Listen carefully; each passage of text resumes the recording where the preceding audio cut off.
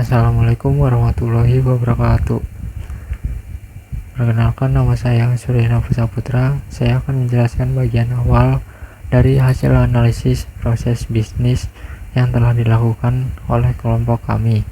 Nah, pembahasan saya di sini meliputi studi kasus yang kami pilih, latar belakang pemilihan perusahaan, serta tools yang akan kami gunakan untuk memodelkan proses bisnis ini. Langsung saja kita ke pembahasan yang pertama, yakni saya akan menjelaskan tema dan studi kasus yang kami ambil. Nah, kelompok kami ini memperoleh tema mengenai bidang jasa, dan studi kasus yang kami pilih itu JNT Express Indonesia sebagai objek studi dalam tugas analisis proses bisnis ini. Nah, alasan kami memilih JNT ini bukan cuma karena perusahaan ini udah dikenal luas oleh masyarakat, tapi juga karena JNT ini punya proses bisnis yang cukup lengkap dan telah menerapkan transformasi digital dalam berbagai layanan operasionalnya.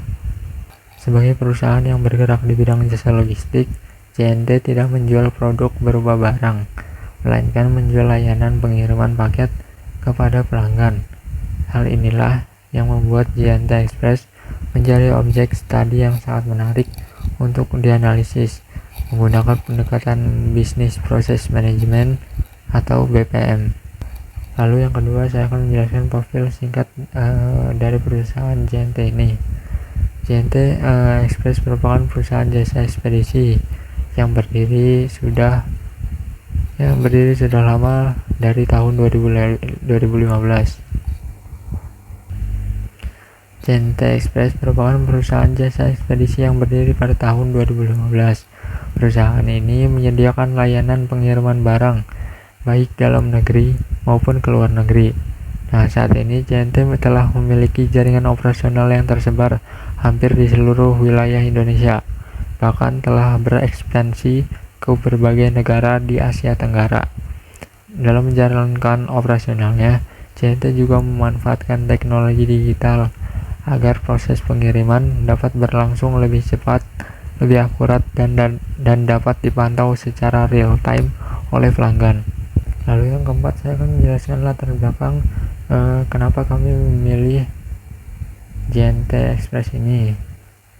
Nah, sekarang kan masyarakat semakin sering melakukan transaksi secara online.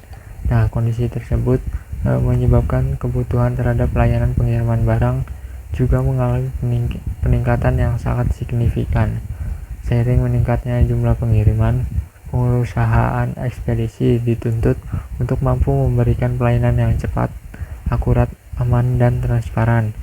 Nah, pelanggan juga tidak hanya ingin paketnya sampai tujuan, tetapi juga ingin mengetahui posisi paket secara real time, mengetahui estimasi biaya secara cepat, serta memperoleh pelayanan yang mudah ketika terjadi kendala. Oleh karena itu, perusahaan logistik tidak lagi dapat mengandalkan proses bisnis yang sepenuhnya dilakukan secara manual. Dibutuhkan pemanfaatan teknologi digital agar seluruh aktivitas operasional dapat berjalan secara lebih efektif dan efisien. Nah, berdasarkan kondisi tersebut, kelompok kami memilih JNT sebagai studi kasus untuk menganalisis bagaimana proses bisnis yang berjalan saat ini, kemudian mengidentifikasi peluang perbaikan melalui pendekatan Business Process Re-engineering. Nah, yang kelima, saya akan menjelaskan sumber data yang kami ambil. Nah, dalam melakukan analisis ini, kami menggunakan data yang berasal dari website resmi JNT Express. Nah, dari website tersebut kami melakukan observasi terhadap seluruh layanan yang disediakan perusahaan. Kami mengidentifikasi berbagai aktivitas yang dilakukan oleh pelanggan maupun perusahaan, kemudian mengelompokkannya menjadi proses bisnis utama, proses bisnis pendukung, dan proses bisnis manajemen.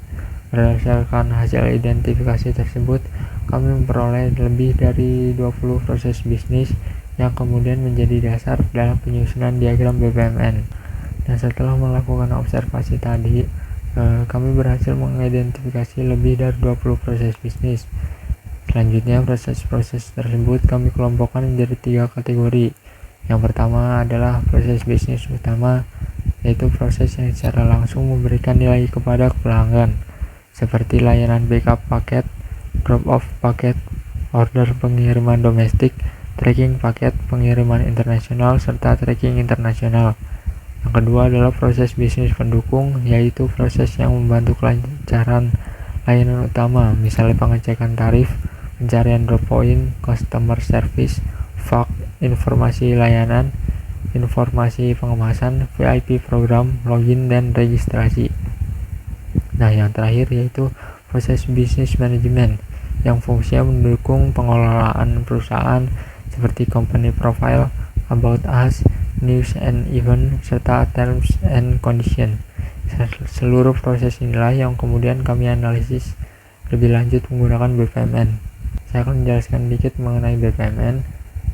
BPMN sendiri merupakan standar internasional yang digunakan untuk menggambarkan alur proses bisnis secara visual. Melalui BPMN ini, setiap aktivitas pelaku, keputusan maupun aliran proses dapat divisualisasikan secara sistematis sehingga lebih mudah dipahami baik oleh pihak bisnis maupun pihak teknis. Selain memudahkan dokumentasi, BPMN juga membantu dalam mengidentifikasi aktivitas yang tidak efisien sehingga dapat menjadi dasar dalam penyusunan usulan perbaikan proses bisnis.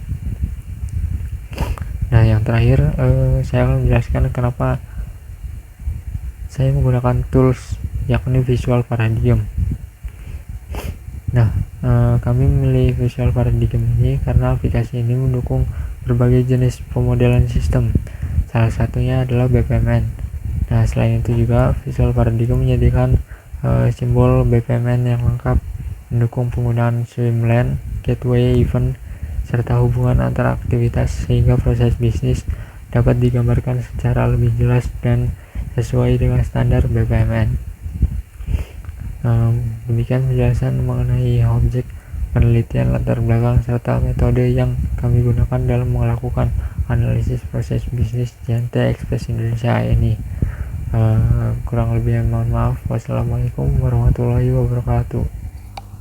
Assalamualaikum warahmatullahi wabarakatuh. Halo semuanya, perkenalkan nama saya Nandas Kadiro dengan NIM 24109170211.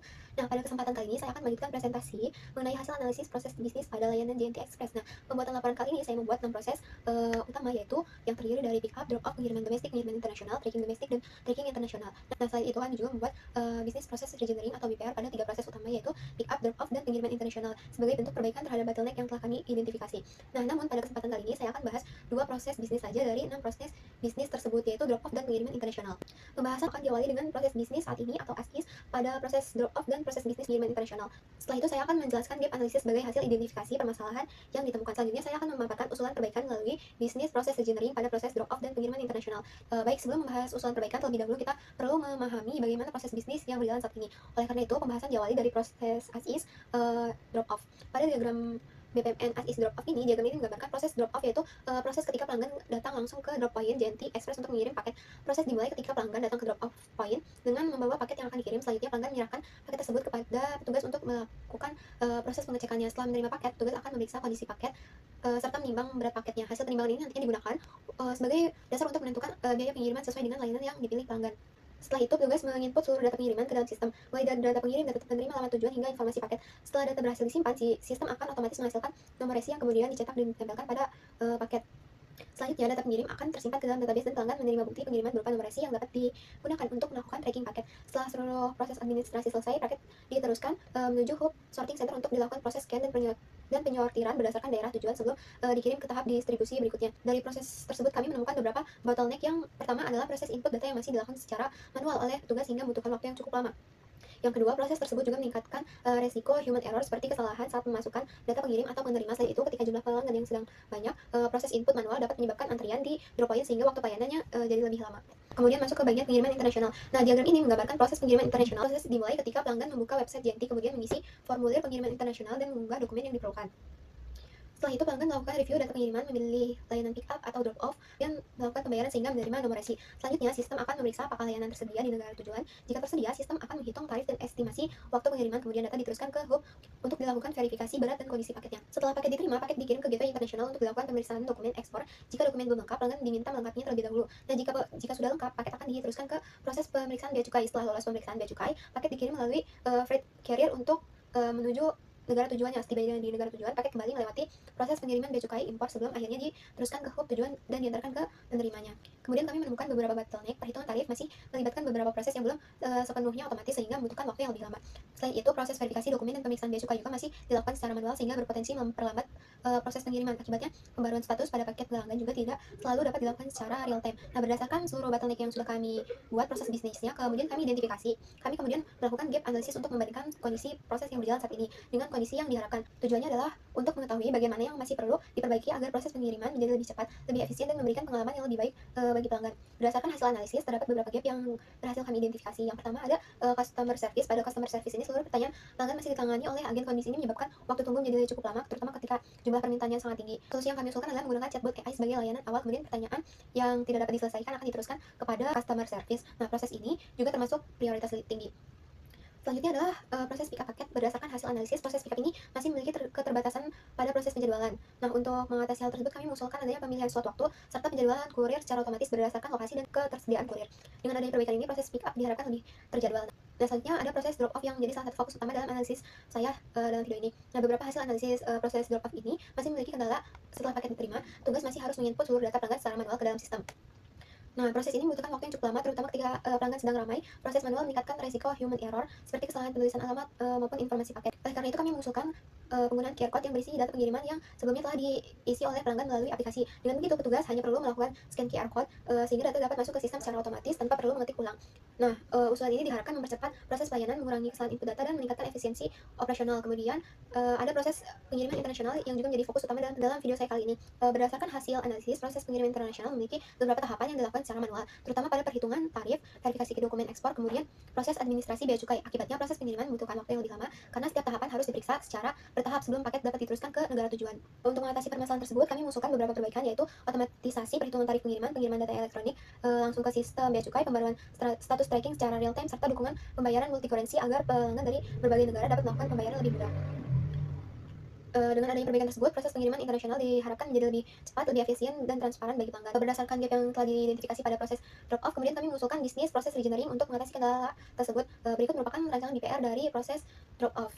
Nah, pada rancangan bisnis BPR ini, proses drop-off dibuat lebih sederhana dengan mengurangi aktivitas yang sebelumnya dilakukan secara manual. Proses dimulai ketika pelanggan membuat order melalui aplikasi atau website Janti. Setelah itu, sistem akan menghasilkan QR code yang dikirim kepada pelanggan melalui email, WhatsApp, atau aplikasi. Nah, selanjutnya pelanggan hanya perlu datang ke drop point dengan membawa paket dan menunjukkan QR code kepada petugas. Kemudian melakukan scan QR code sehingga seluruh data pengiriman sebelumnya yang telah diisi pelanggan langsung masuk ke sistem otomatis.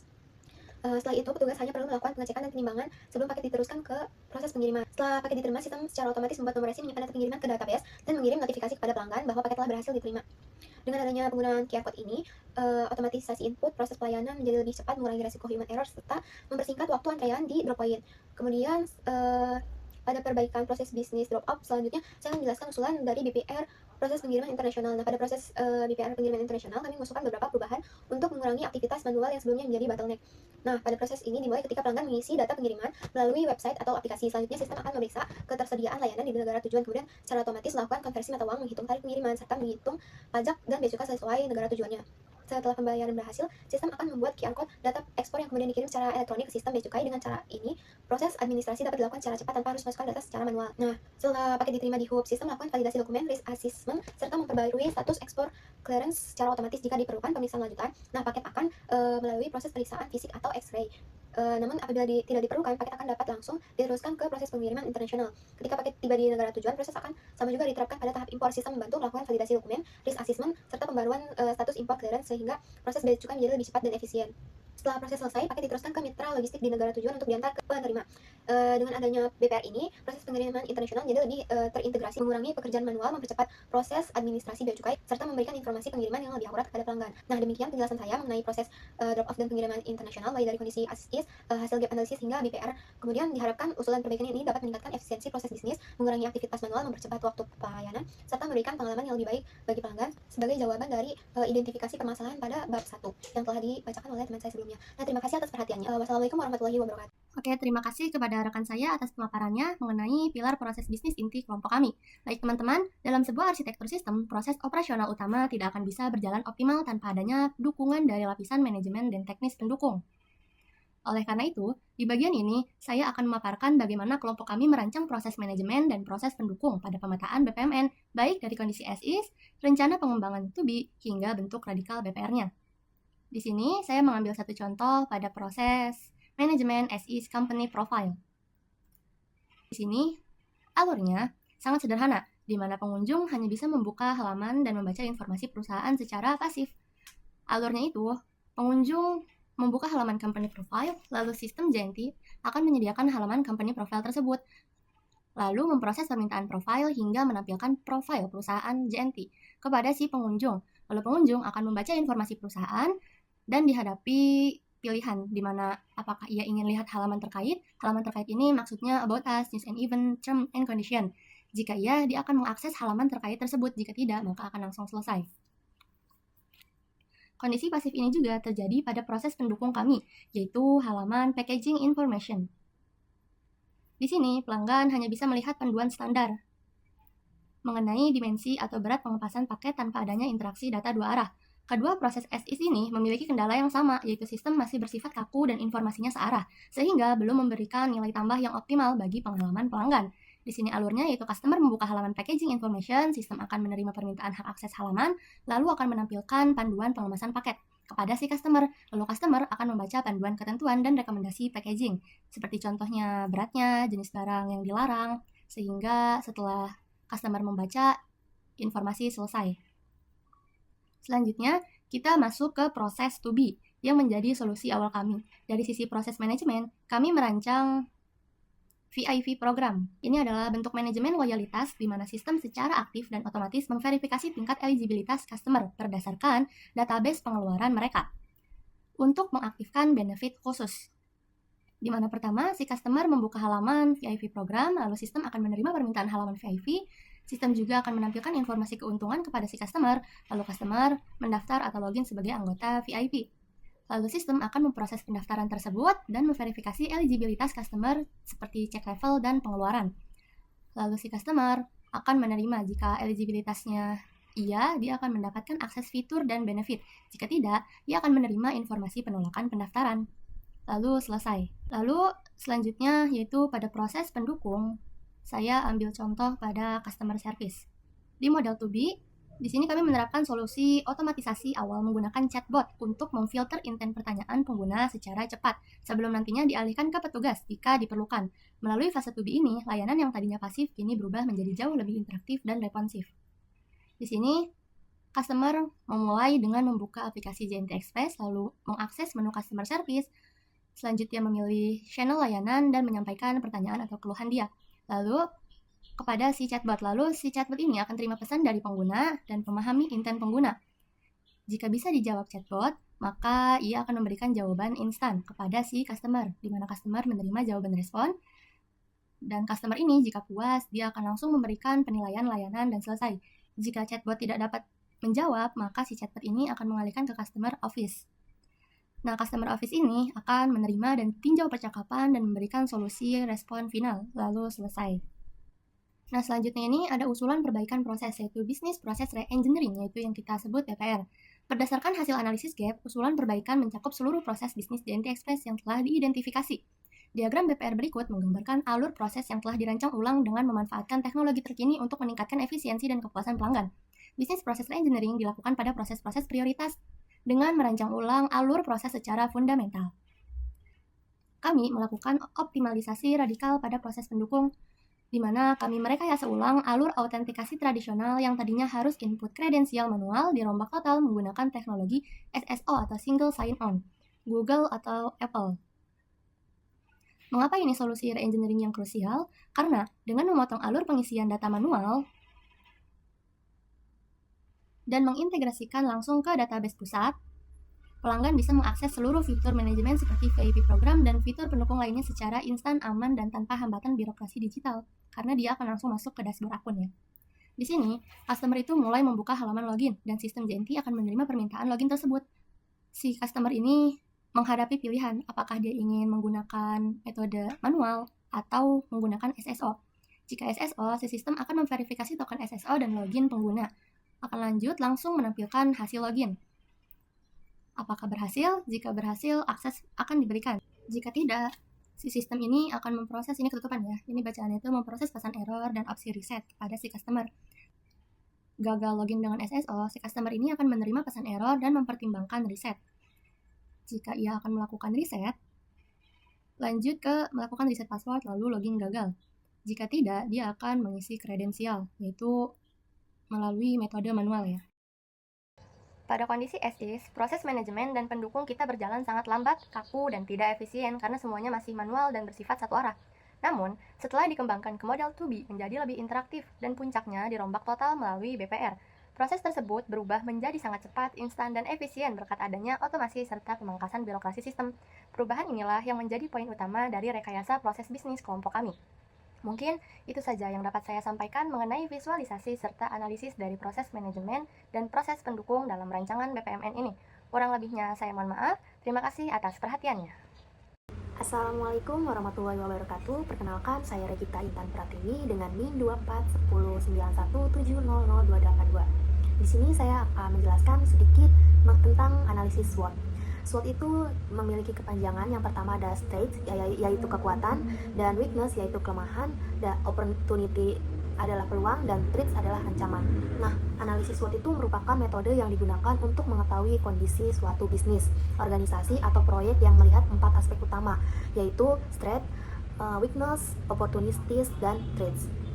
Melalui analisis ini, kita bisa memahami apa saja keunggulan yang dimiliki dan apa yang perlu diperbaiki, peluang yang bisa dimanfaatkan, serta tantangan yang mungkin dihadapi. Dengan begitu, analisis SWOT ini dapat membantu menyusun strategi yang lebih efektif.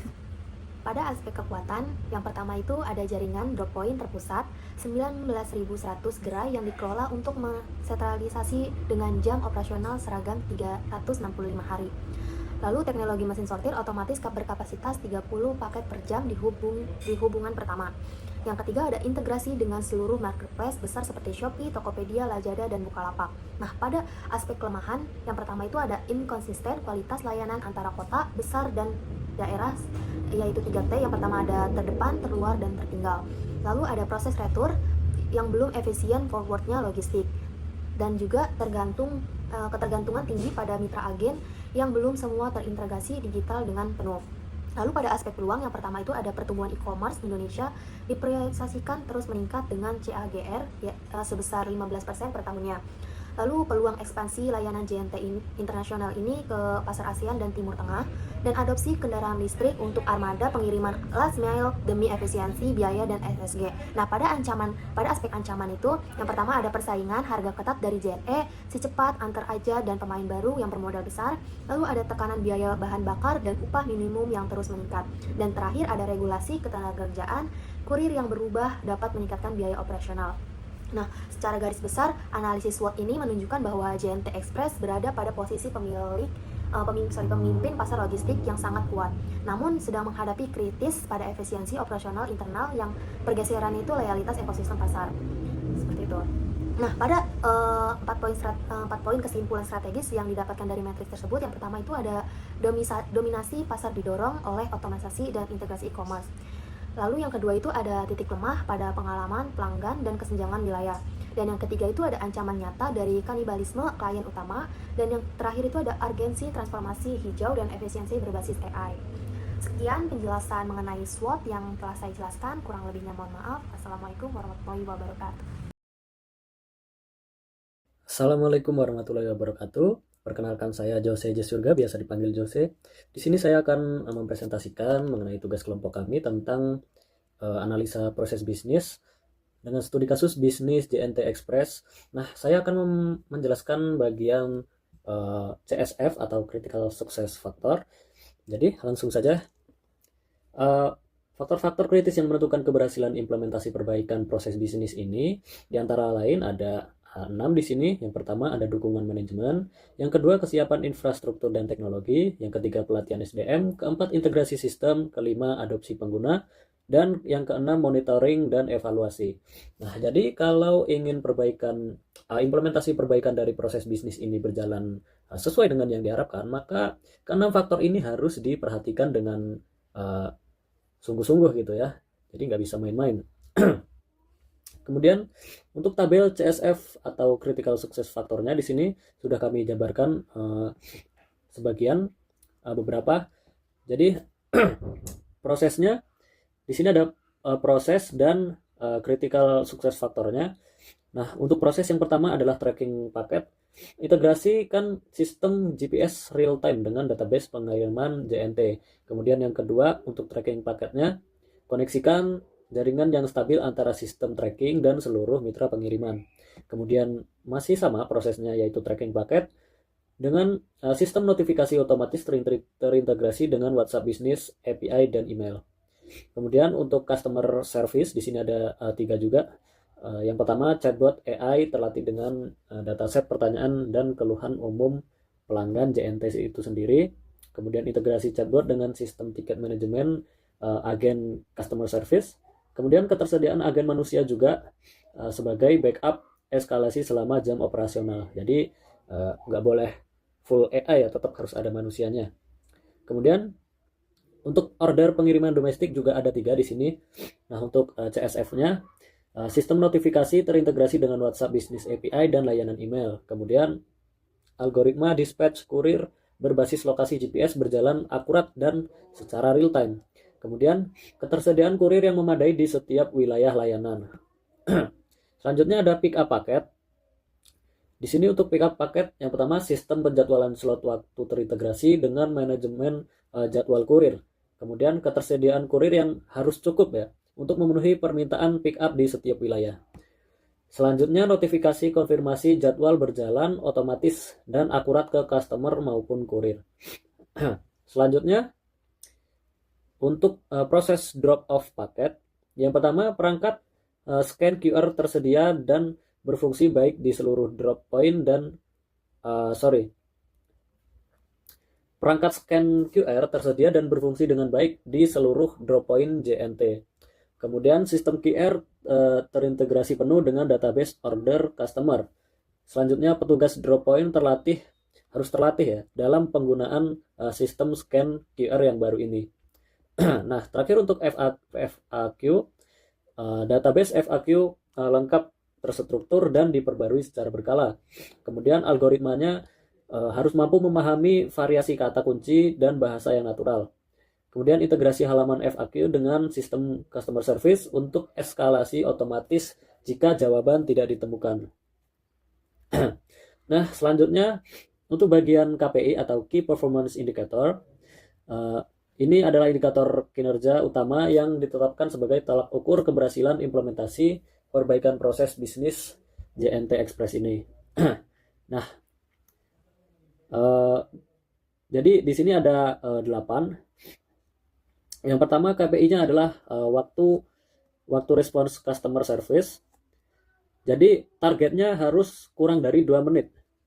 Kemudian akurasi tracking secara real time harus targetnya lebih dari 98. Jadi harus benar-benar akurat ya. Kemudian tingkat penyelesaian FAQ mandiri atau pertanyaan yang terjawab tanpa eskalasi ke agen itu harus lebih dari 70%.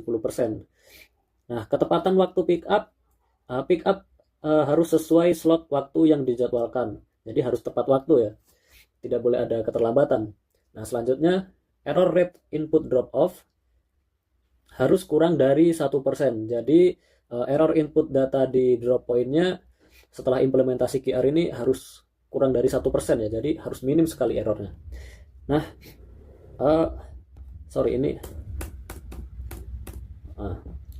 biarin lah. Nah, yang keenam maksudnya, ini kepuasan pelanggan. Kepuasan pelanggan ini dalam mungkin bintang ya. Jadi ratingnya itu harus 4,5 ke atas gitu. Nah, yang terakhir waktu pemrosesan order itu harus kurang dari 30 menit setelah order itu dibuat ya. Nah, kemudian untuk bagian kesimpulan, berdasarkan hasil analisis proses bisnis JNT Express yang telah kami lakukan, dapat disimpulkan sebagai berikut. Yang pertama, proses bisnis JNT Express terdiri dari 20 proses yang mencakup 6 proses utama. Nah, 10 proses, kemudian 10 proses pendukung, dan 4 proses manajemen yang seluruhnya dapat diakses melalui website resmi dari JNT Express. Nah, kemudian yang kedua, dari hasil analisis SWOT dan gap analysis, ditemukan bahwa inefisiensi terbesar terdapat pada proses tracking. Nah, kemudian ada juga di customer service, kemudian notifikasi order, dan penjadwalan pickup yang masih bersifat manual. Kemudian yang ketiga, usulan perbaikan dirancang untuk 6 proses prioritas melalui pendekatan business processing re-engineering dengan memanfaatkan teknologi seperti GPS real time, chatbot AI, sistem notifikasi otomatis, dan scan QR code. Nah, yang terakhir, KPI dan CSF telah ditetapkan sebagai tolak ukur keberhasilan implementasi perbaikan dengan target ketercapaian rata-rata di atas 90%. Jadi targetnya ini nggak main-main ya, harus di atas 90% atau hampir sempurna lah. Nah, rekomendasi kami untuk pihak JNT Express, yang pertama, JNT Express perlu segera mengimplementasikan sistem tracking berbasis peta real time untuk meningkatkan transparansi pengiriman pada pelanggan. Kemudian, integrasikan chatbot AI pada layanan CS perlu diprioritaskan untuk mengurangi beban agen manusia dan mempercepat waktu respons. Kemudian, sistem notifikasi otomatis berbasis WhatsApp dan WhatsApp Business API perlu diintegrasikan ke seluruh tahapan proses order dan pengiriman. Yang keempat, pelatihan petugas drop point terhadap sistem QR yang baru perlu dilakukan secara menyeluruh sebelum implementasinya. Nah, yang kelima, evaluasi terhadap KPI yang telah ditetapkan perlu dilakukan setiap 3 bulan untuk memastikan perbaikan proses berjalan sesuai target. Dari kelompok kami akhiri. Wassalamualaikum warahmatullahi